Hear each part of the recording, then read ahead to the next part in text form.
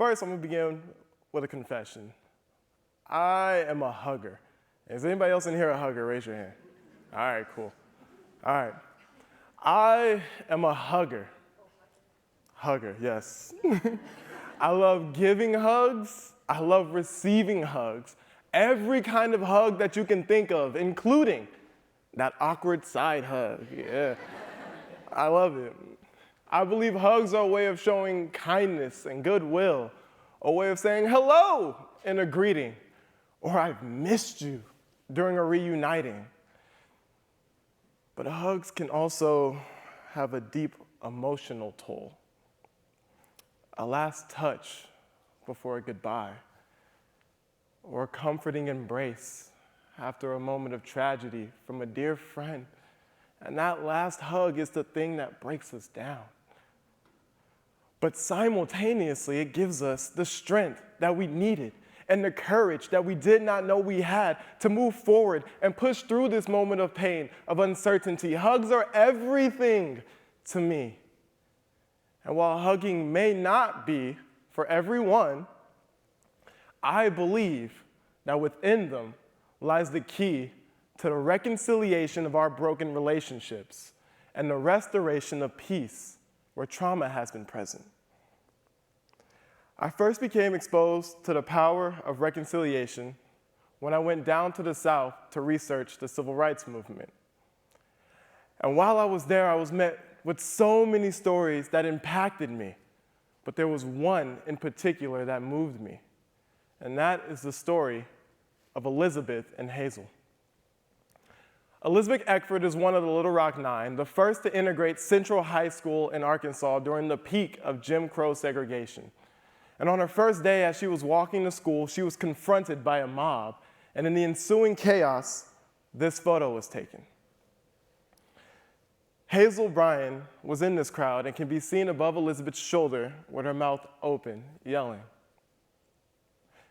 Now, years later, Hazel called Elizabeth to apologize for the role that she played in this moment that had defined so much of their characters for decades.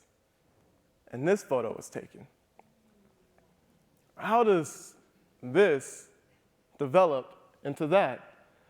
How does hatred evolve into friendship and understanding? I didn't know how it could be possible, but I knew that at a time when police shootings were on the rise and protests were erupting all around our nation, when political tensions were mounting and our own families were being torn apart by the rhetoric, when civil wars were breaking out in nations around our world, what we were living through, what we are witnessing is an epidemic of our communities unable to live with one another. And while I did not know how this could be possible, how reconciliation could work, I knew that we were in desperate need of it right now. And so I began to research and search for answers. What I found was the evidence was all around me. It was a hug in a Dallas courtroom that went viral when a man hugged the woman who was convicted of murdering his brother.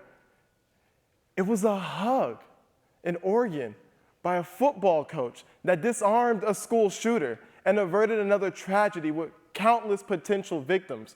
It was a hug in Arizona by a police officer that brought a man off of the ledge he was prepared to leap from to take his own life in the midst of his most sorrowful moment. Hugs have power, which means we have power.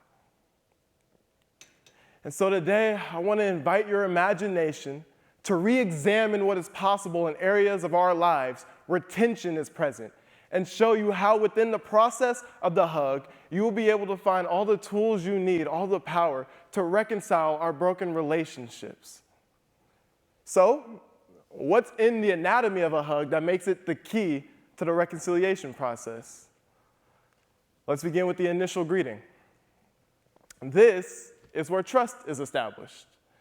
Without trust, there can be no reconciliation. And that's why so many reconciliations end before they ever begin. Because how can I trust you after what you've done to me? This is a very difficult hurdle to overcome. But I believe the key to overcoming this hurdle is by finding the element of value that can only happen with relationship or dialogue with this person. Whether that's closure, whether that's peace in a household or a region, whether that's more insight or understanding into a situation whose lasting unclarity has caused so much uncertainty in us. It could even be the admission of guilt and a long overdue apology that has been welling up inside of us.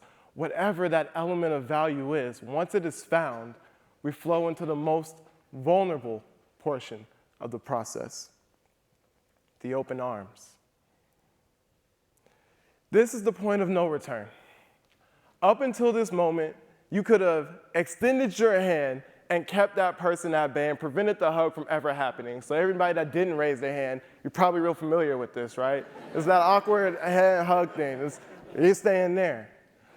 But this is the point of no return because you could have kept them at bay, but instead, you are now choosing to move from this physically defensive position into a completely helpless one.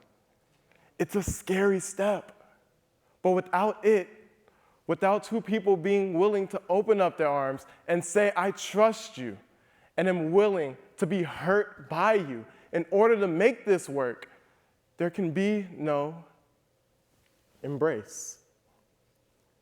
And this is the moment the entire progression has been building towards, where wrapped in each other's arms, our hearts are physically the closest they can be, where we are now in dialogue and communicating with one another.